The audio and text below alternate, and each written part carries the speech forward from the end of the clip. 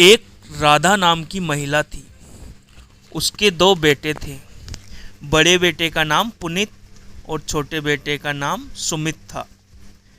बचपन में वह दोनों बड़े प्रेम से रहते थे, परंतु छोटा भाई सुमित अपनी माँ की बात नहीं मानता था। जब वे दोनों बड़े हो गए तब उनकी शादी हो गई।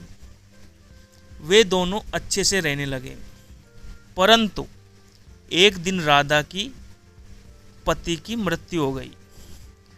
अब राधा अकेली पड़ गई थी और बड़ा बेटा पुनीत कोई शहर में काम करता था।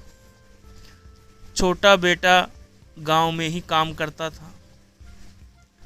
छोटा बेटा संपत्ति पाने के लालच में अपनी माँ को घर से निकाल देता है,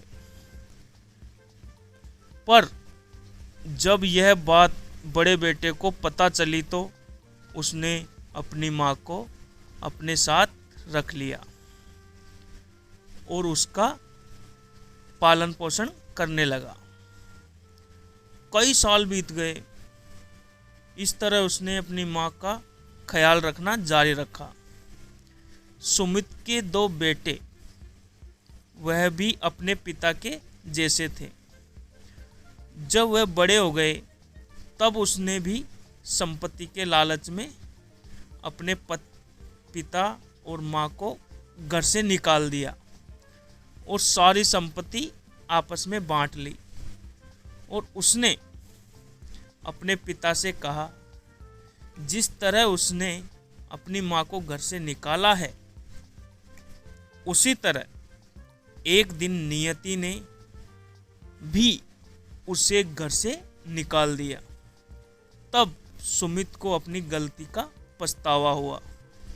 तब तक बहुत देर हो चुकी थी।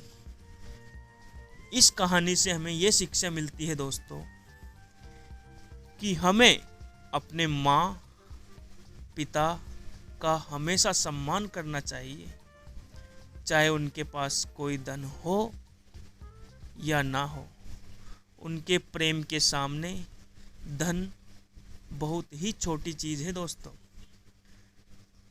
आई होप आपको ये कहानी अच्छी लगी होगी। अच्छी लगी है तो लाइक कर देना। मिलते हैं नेक्स्ट वीडियो।